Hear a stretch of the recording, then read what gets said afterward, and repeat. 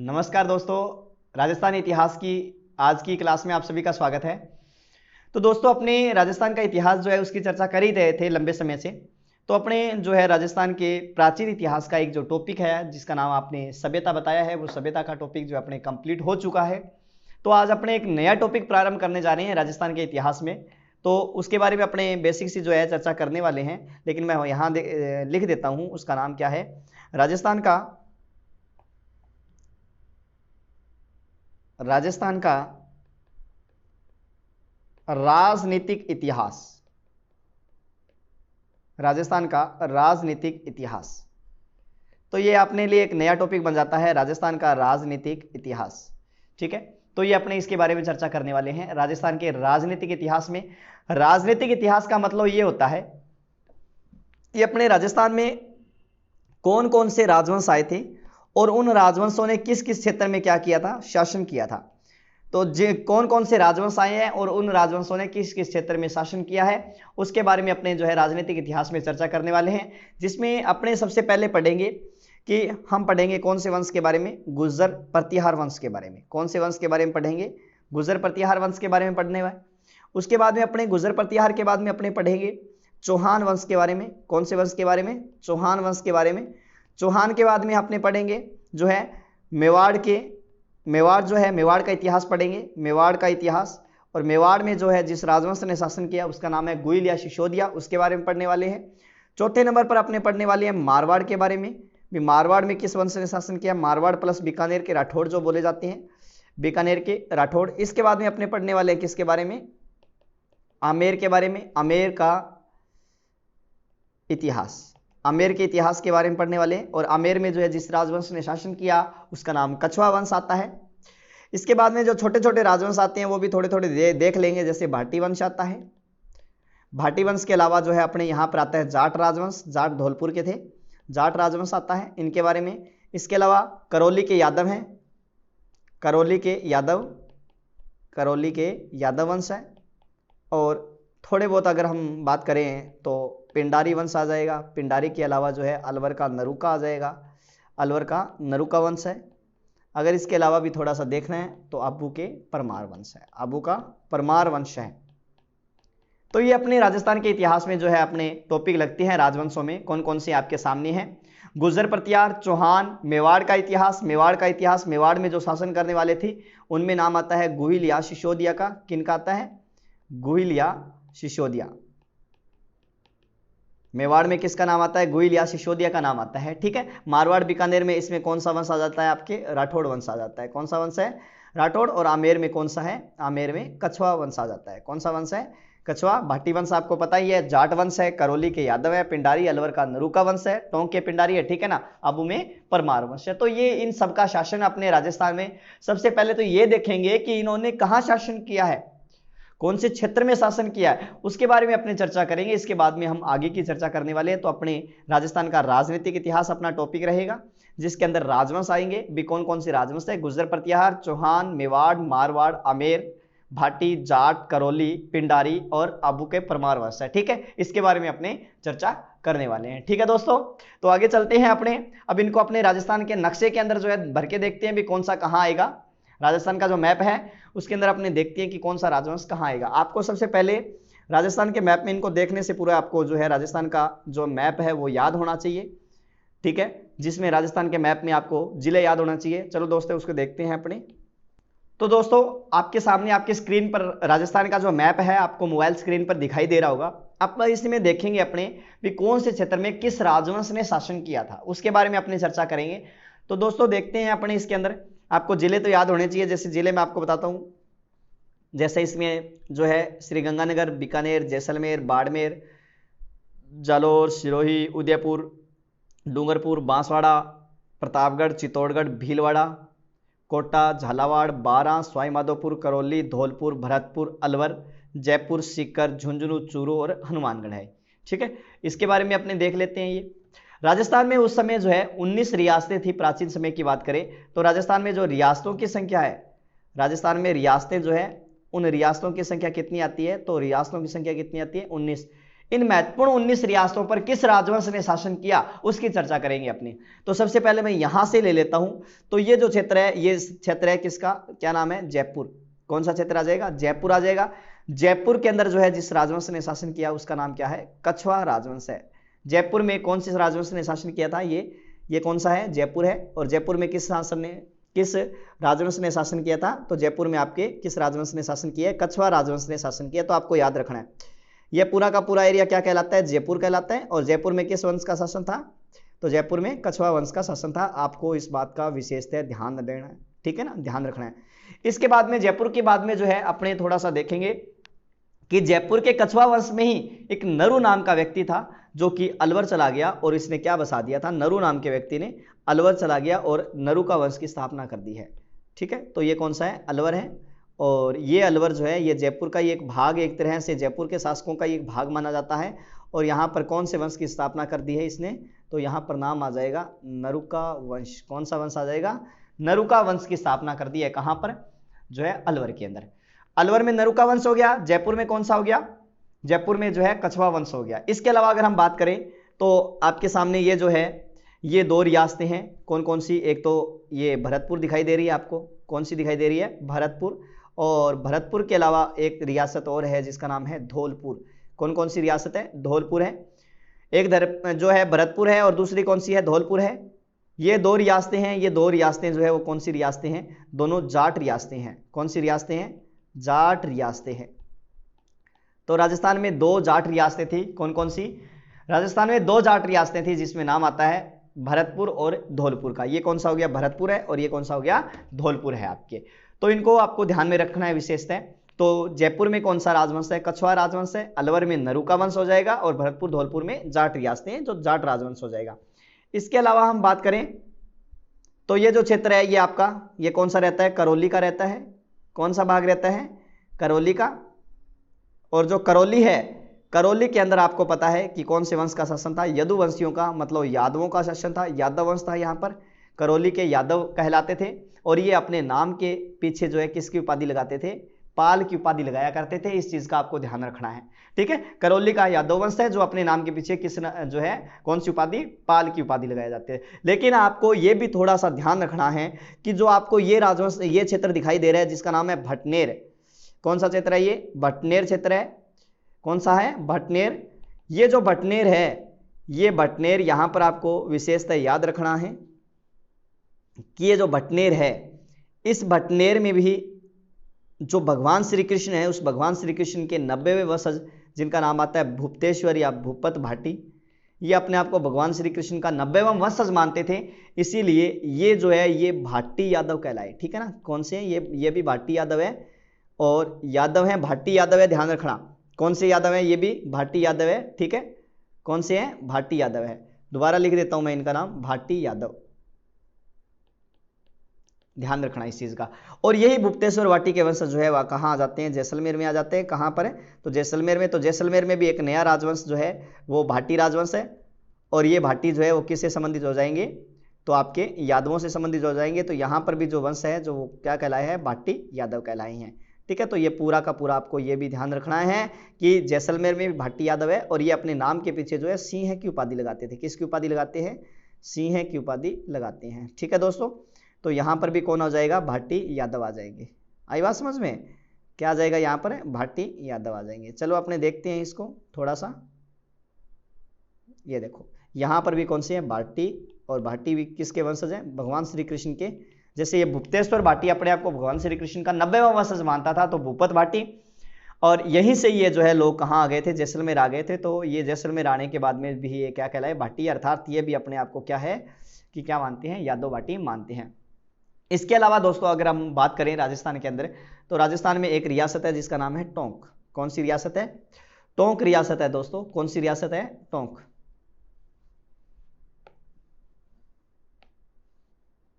ये रियासत है दोस्तों, टोंक रियासत है।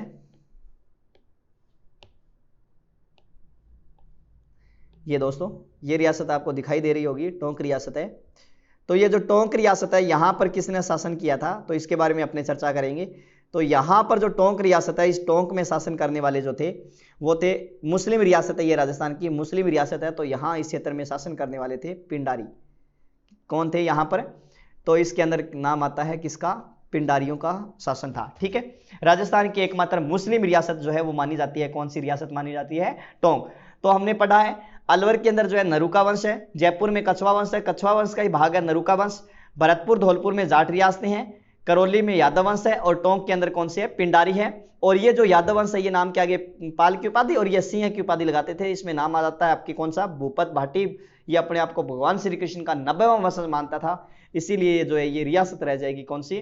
जो है यादव रियासत हो जाएगी, मतलब भाटी यादव आ जाएंगे यहाँ पर। और जो जैसलमेर रियासत है यहाँ पर भी कौन कहलाए थे? भाटी यादव कहलाए थे। ठीक है दोस्तों, आगे की अगर हम चर्चा करें तो आगे में आपको ध्यान रखना है दोस्तों कि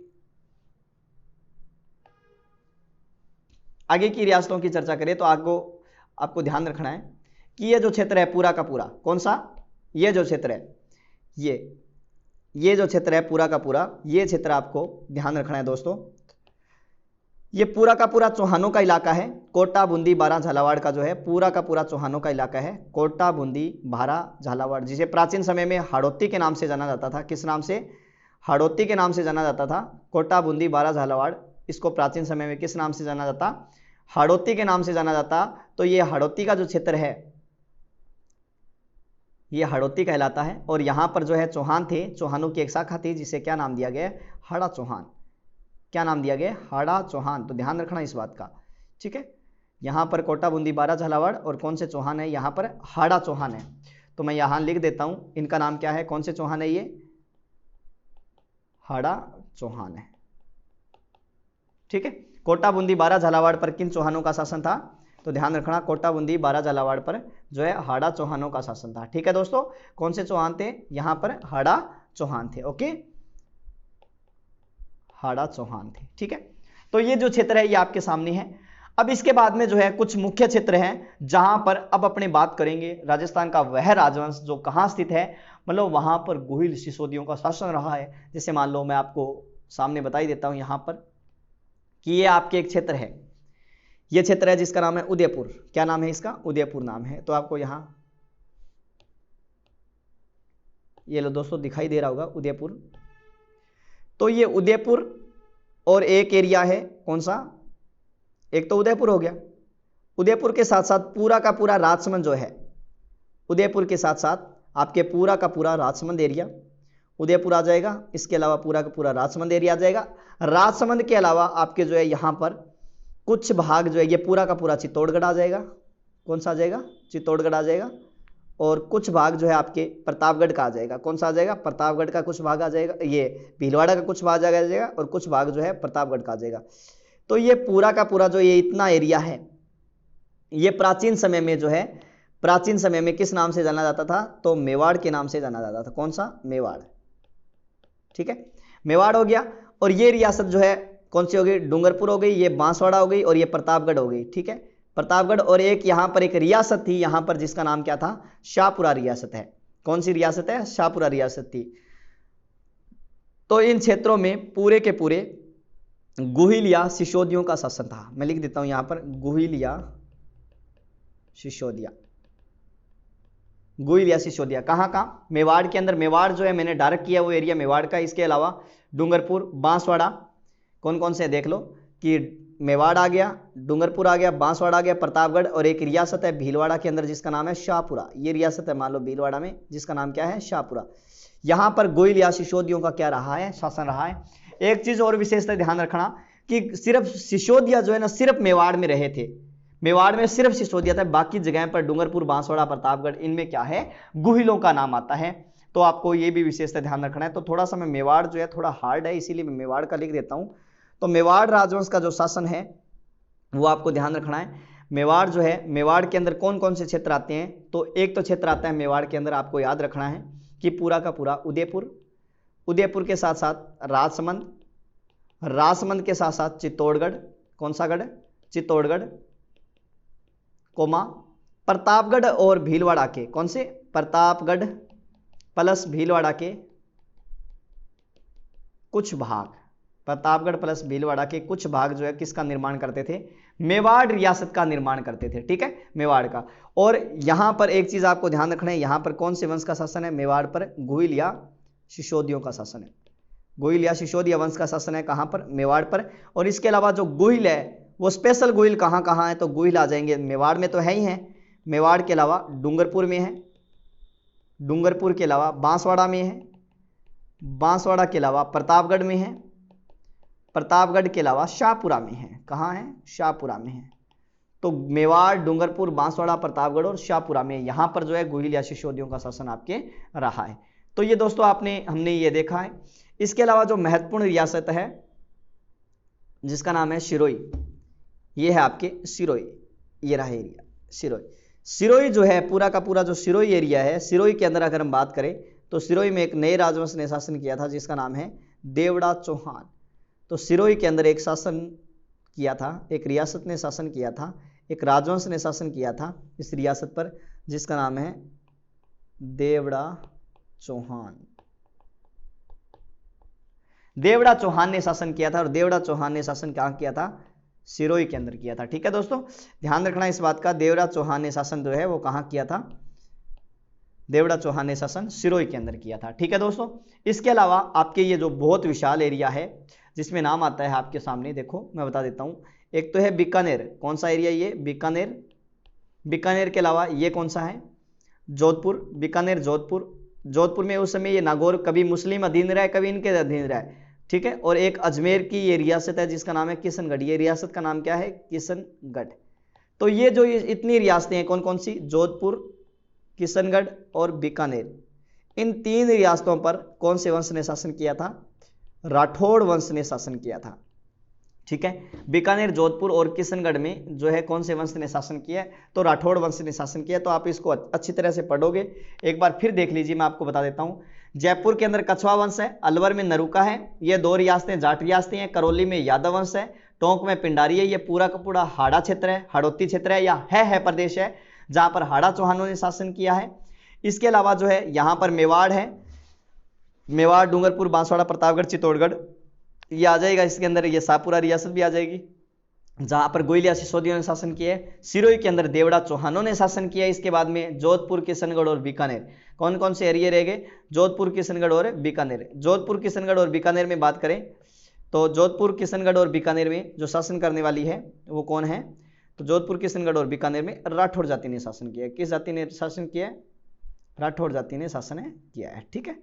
तो ये भी आपको विशेषता ध्यान रखना है। कौन कौन सा ये एरिया आ जाएगा, एक तो ये एरिया पूरा पूरा, गंगानगर भी इसमें ही आता था, ध्यान रखना, गंगानगर भी इसी में ही आता था, ठीक है ना, प्राचीन समय में। बाद में गंगानगर कोई अलग रियासत नहीं थी, ये इनके अधीन ही थी। गंगानगर फिर अलग से गंगा सिंह के टाइम में अलग से हो गया था, ठीक है ना। बीकानेर आ गया, बीकानेर के बाद में नागौर आ गया इसके अंदर क्षेत्र, लेकिन आपको विशेषता किशनगढ़ का देखना है, ये रहा किशनगढ़ का।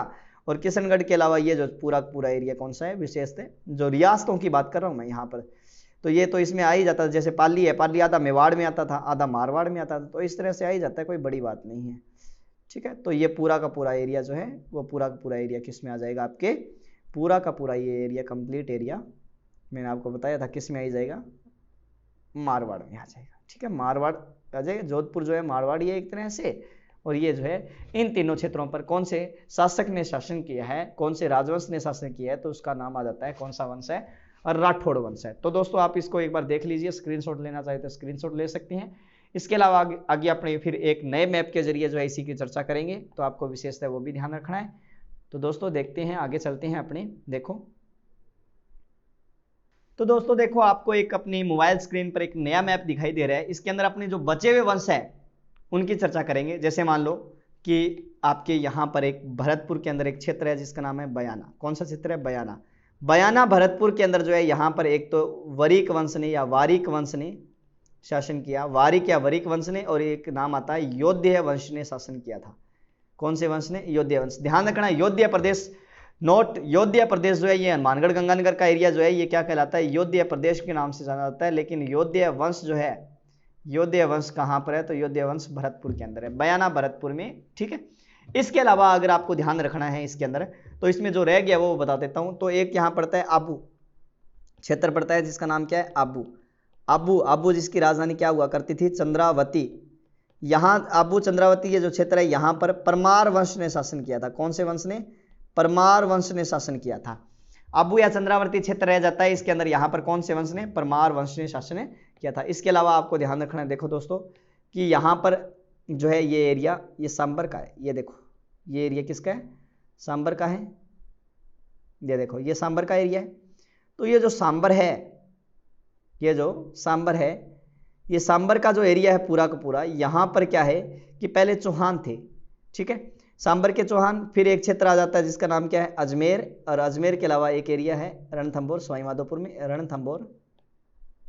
इन तीन क्षेत्रों में बात करें, 1 2 3, ये पूरा का पूरा 3 क्षेत्र है। इन 3 क्षेत्रों में बात करें तो यहां पर शाकंभरी चौहान थे। कौन से चौहान है? शाकंभरी चौहान है। कहां कहां पर? तो एक तो ये हो गया, इसके बाद में अजमेर हो गया, और इसके बाद में कौन सा हो गया? रणथंभौर हो गया। यहां पर कौन से चौहानों ने शासन किया था? शाकंभरी चौहानों ने शासन किया था, आपको ध्यान रखना है। इसके अलावा अगर हम बात करें तो एक तो पाली के अंदर है नाडोल। कौन सा क्षेत्र है? नाडोल। और एक पूरा का पूरा जो है जालोर। कौन सा? जालोर और नाडोल, 2 क्षेत्र आ जाएंगे आपके सामने।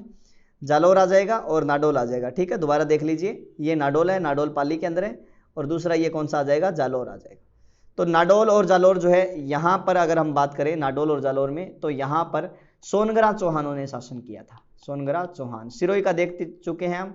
सिरोही के अंदर जो है वो कौन से चौहान है? देवड़ा चौहान है सिरोही के अंदर। और ये जो है ये शाकंभरी क्षेत्र है, सांबर है, अजमेर और रणथंभौर, यहाँ पर कौन से चौहान है? शाकंभरी चौहानों ने क्या किया है? शासन किया है। इसके अलावा कुछ क्षेत्र और है जिसमें बता देता हूं मैं आपको। एक तो है मंडोर, एक है मेड़ता। ये कौन सा आ जाएगा? मंडोर। ये कौन सा आ जाएगा? मेड़ता, ठीक है। ये यहाँ पर एक एरिया और है जिसका नाम है भीनमाल। कहाँ पर है? भीनमाल कहाँ है? तो भीनमाल आपके आ जाएगा जालोर के अंदर। 1 2 और 3, ये 3 क्षेत्र यहाँ पर जो है गुर्जर प्रतिहारों ने शासन किया था। किसने किया है? गुर्जर प्रतिहारों ने शासन किया है। तो इस चीज को भी आपको थोड़ा सा ध्यान रखना है कि गुर्जर प्रतिहारों का शासन जो है वो कहाँ रहा है। तो गुर्जर प्रतिहारों का शासन भी आपको ध्यान रखना है कि राजस्थान में मंडोर है, फिर मेड़ता है, और फिर भीनमाल जालोर के अंदर जो है यहाँ पर प्रतिहारों का शासन था। एक क्षेत्र यहाँ पर पड़ता है गागरोन। गागरोन में जो है खिंचियों का शासन था, अर्थात खिंची वंश का शासन था, ठीक है। कहां पर है? गागरोन झालावाड़ के अंदर खिंची वंश का क्या रहा है? शासन रहा है। तो दोस्तों आप इसको थोड़ा सा देख लीजिए तो ये आपको दिखाई दे जाएगा। तो ये अपने प्रमुख राजस्थान के जो राजवंश है, किस राजवंश ने कहां शासन किया है उसकी हमने चर्चा कर ली है कि कौन कौन सा राजवंश जो है वो कहां शासन कर रहा है। तो आपको इस चीज का भी विशेषता याद रखना है, ध्यान में रखना है। थोड़ा सा मैं अपने पीछे की ओर चलता हूं, मैं थोड़ा सा आपको रिवीजन करवा देता हूं। मैंने सबसे पहले हेडिंग डाली थी राजस्थान का राजनीतिक इतिहास, जिसमें राजवंश किस राजवंश ने कहां शासन किया है, जैसे गुर्जर प्रतिहार, चौहान, मेवाड़ का इतिहास, मारवाड़ में बीकानेर का इतिहास, आमेर का इतिहास, और भाटी वंश, जाट, करौली के यादव, पिंडारी, अलवर का नरूका, और आबू का परमार, ठीक है। इसके अलावा जो है ये आपके जो मैप हमने देखे थे भी कौन से राजवंश ने कहाँ शासन किया है, उसके आधार पर आपको जो है अनुमान लगाना है भी कौन से राजवंश ने कहाँ शासन किया है, ठीक है ना। तो ये आपको ध्यान रखना है।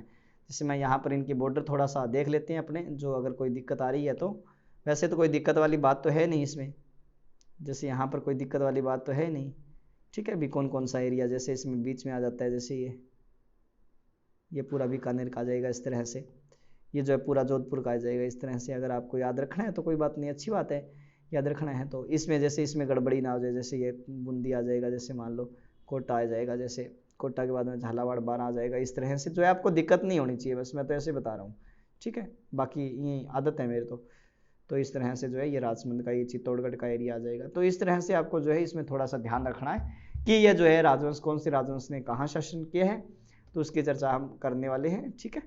ठीक है दोस्तों, तो दोस्तों ये आपको राजवंश, अलग अलग राजवंश है, इसको ध्यान में रखना है।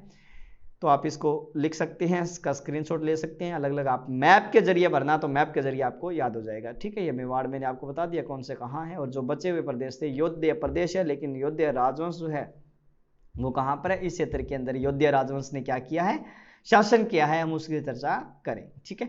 दोस्तों ये अपने जो राजवंश दिखाई दे रहे हैं, जो आपके अलग अलग मैप में अपने राजवंश दिखाई दे रहे हैं, तो इन राजवंशों को ही पढ़ेंगे, ठीक है। आज के लिए इतना ही, बाकी कल अपने सभी राजवंश की जो है डिटेल से चर्चा करेंगे। सबसे पहले अपने गुर्जर प्रतिहार राजवंश को उठाएंगे।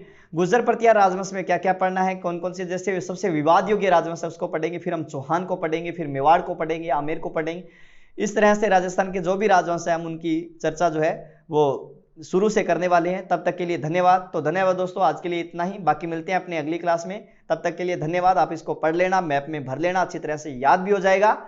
ठीक है दोस्तों, धन्यवाद।